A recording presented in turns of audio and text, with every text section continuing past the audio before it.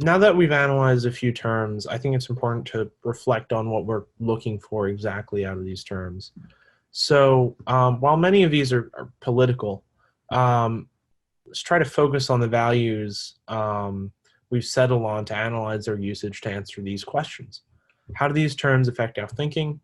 Are there words that better meet our values that we can substitute for these words? And if we determine a word doesn't meet our values, should we police it in our language as well as others' language, or just let it be?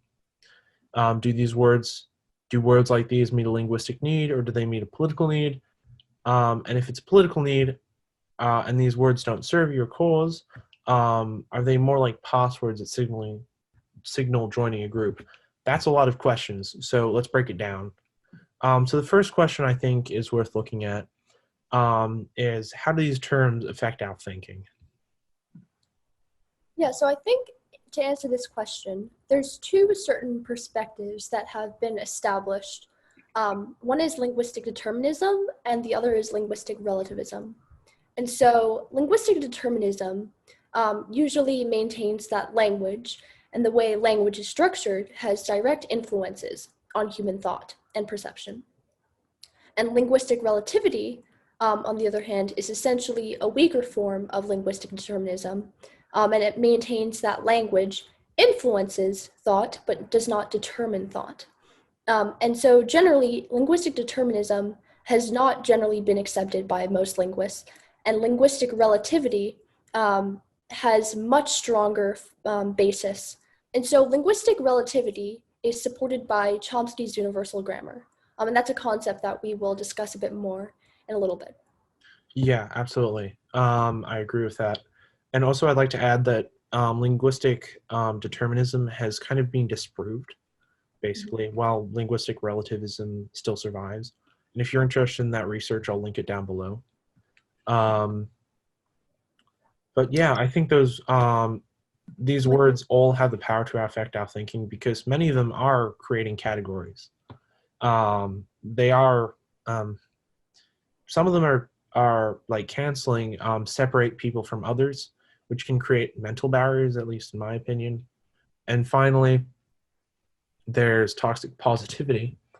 And this is a really interesting one because it's defining something that occurs, it can actually make you more aware of how you approach something like positivity.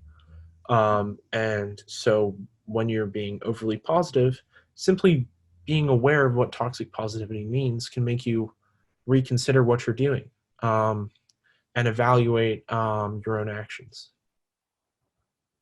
Yeah, absolutely. At least in my opinion. So I guess. Yeah, completely agree. Okay, cool.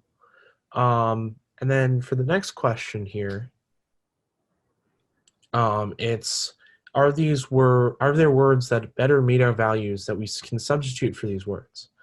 And I think we kind of discussed this already. I don't want to speak like all the time, so do you want to take that question?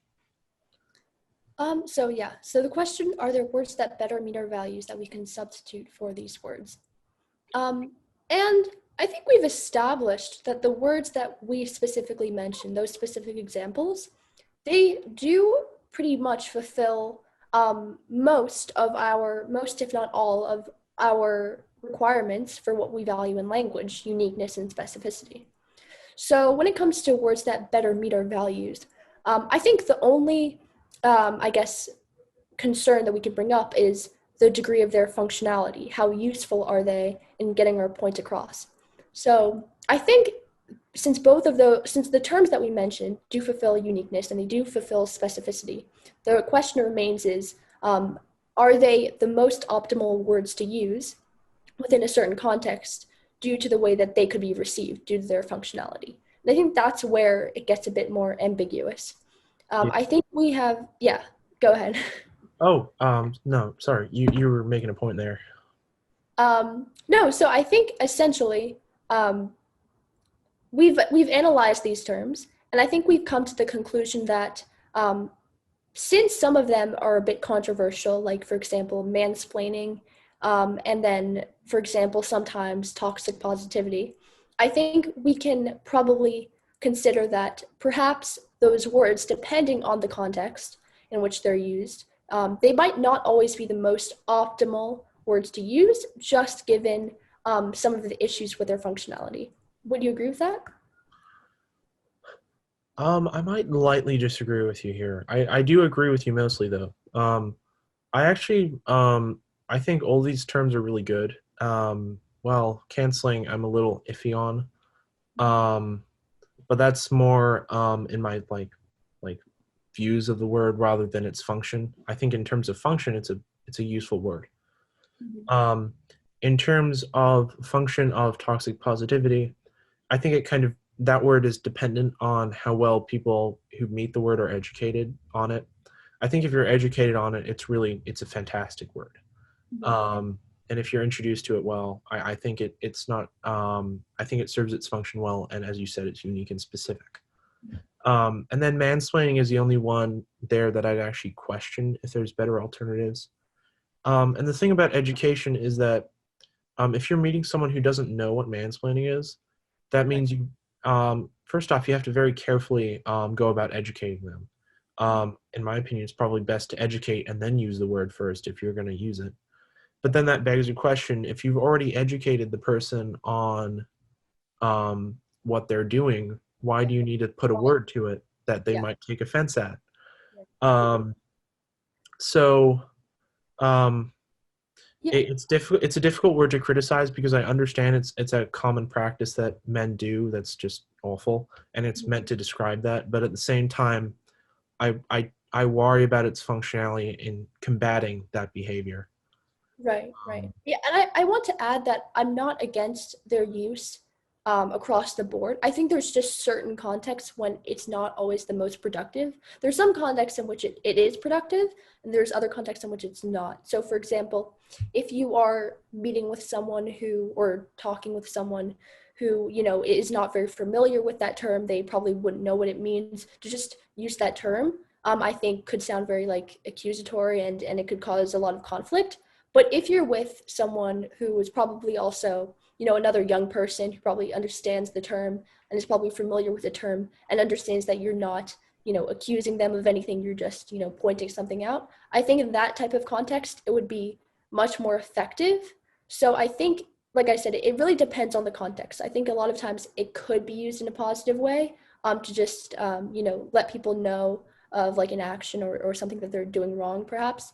And then in other contexts, it could just, the fact that the word is so new and the way it's structured could just completely detract from, the point that the speaker is trying to make.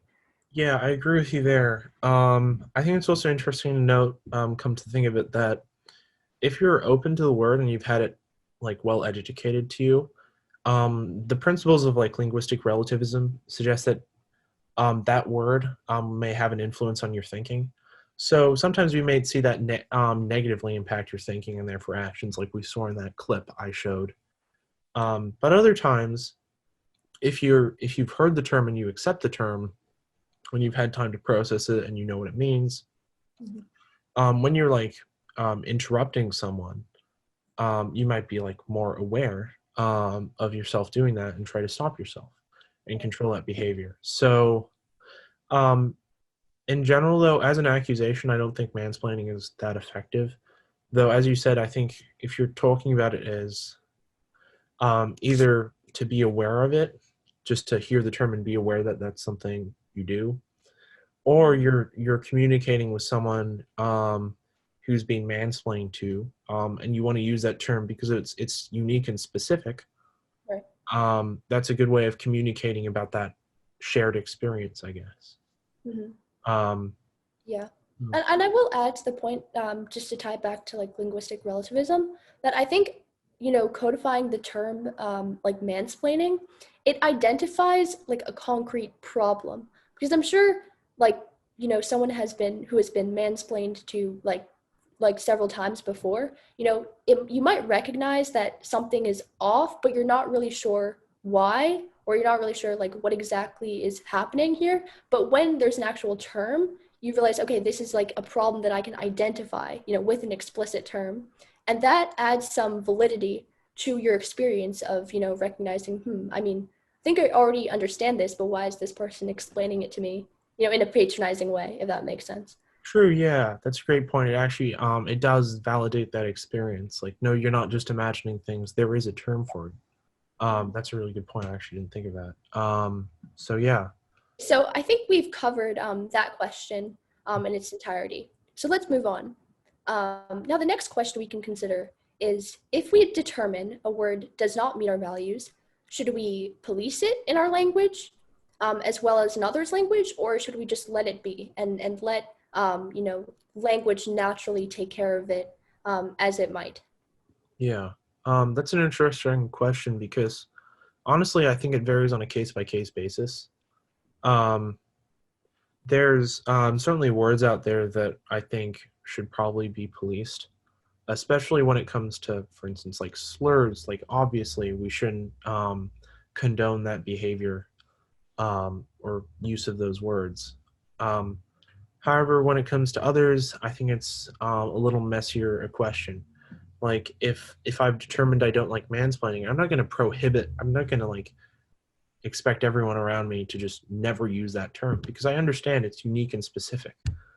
So I understand its usage, even if I don't necessarily appreciate its or always see the function in it.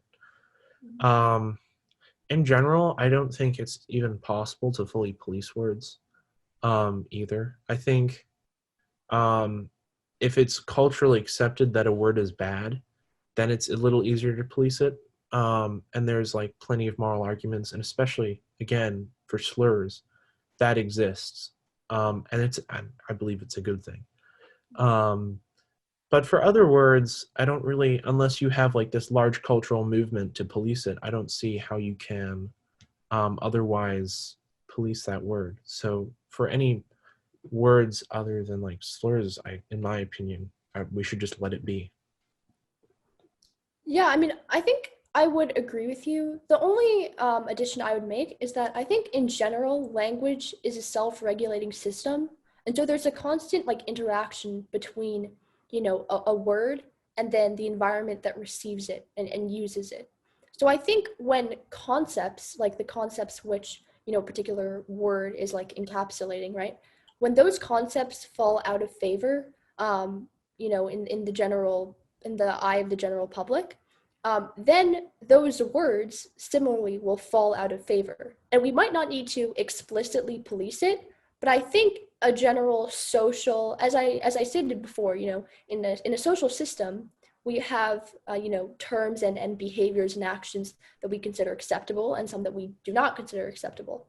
So as culture changes, obviously what we consider to be acceptable language will change as well.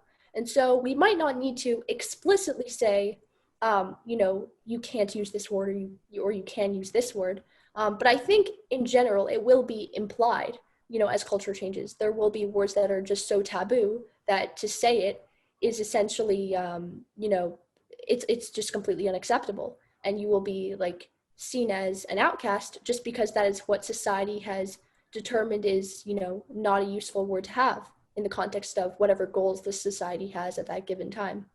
So just to summarize, I don't think explicit policing of language is always necessary. Sometimes it might happen, but just as a result of like implicit policing that has already taken place over the course of, a good amount of time beforehand. Yeah, I agree with you there. I mean, when I mention like examples of policing language, that's not just because some organization decided those words were bad and that no one can speak it. It's because everyone decided those words were bad, or I should say the vast majority. Everyone never agrees on anything, but um, um, yeah, it's a culture change. If you, I think we'll talk about this in a subtopic later, but if you look on Google Trends, for instance, you can see words change in usage over time. And one of my favorite examples of this is the word damn. And uh, if you've ever heard, or if you've ever seen Gone with the Wind, I should say, at the end of that movie, there's a scene where when one of the main characters goes, "Frankly, Miss Scarlet, I don't give a damn."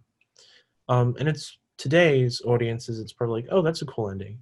but to the audiences of the year that movie released, that was a shocking ending. That was language was so, like, damn was so rare back then that it essentially acted like our modern day swear words, like serious swear words. Yet nowadays, I can comfortably say damn in front of this camera and not really worry too much about the consequences.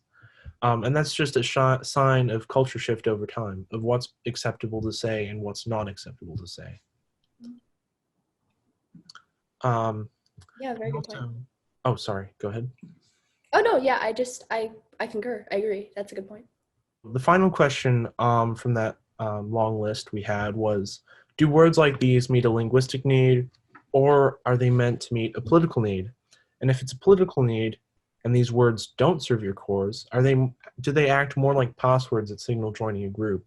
And to clarify kind of what I mean by that, if you've ever been in uh, like polarized political circles, you might find unique language among those circles that people outside don't really use.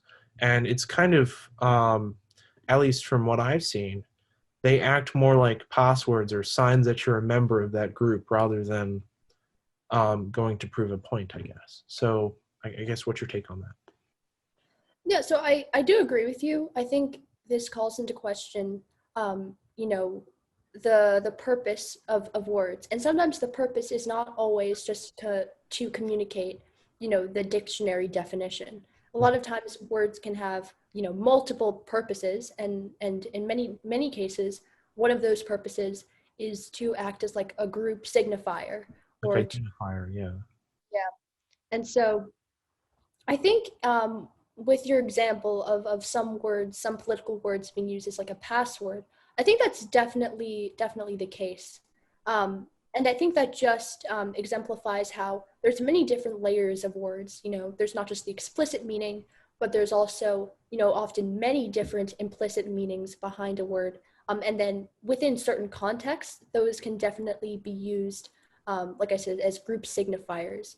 Or a way to signify that you are part of a certain group or have a certain set of beliefs without going into depth about all of those beliefs explicitly, right?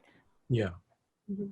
Yeah, I'd agree with that. And then, yeah, those words don't really meet a linguistic need, do they? They're more like a political need, and that's fine too.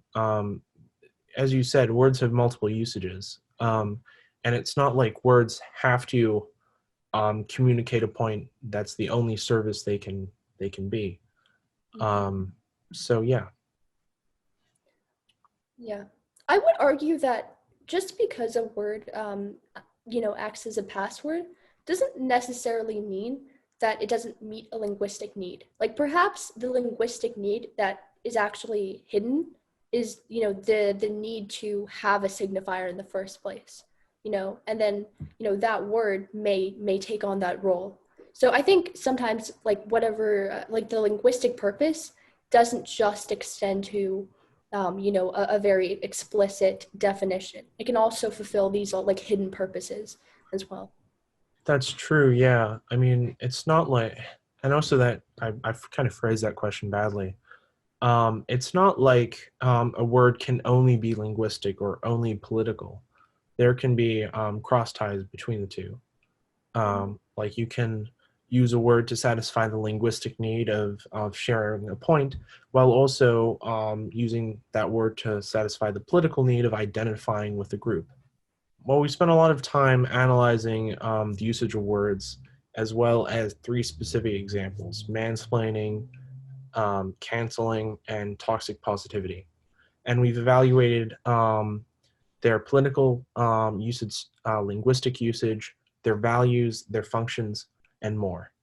But for now, this episode is over, and thank you for tuning in. Thank you, Lily, for joining me. It was a pleasure having you. Thank you. It was great to discuss this with you, and I look forward to part 2. Thanks for watching. And I'd love to hear your thoughts in the comments. Thank you. Bye.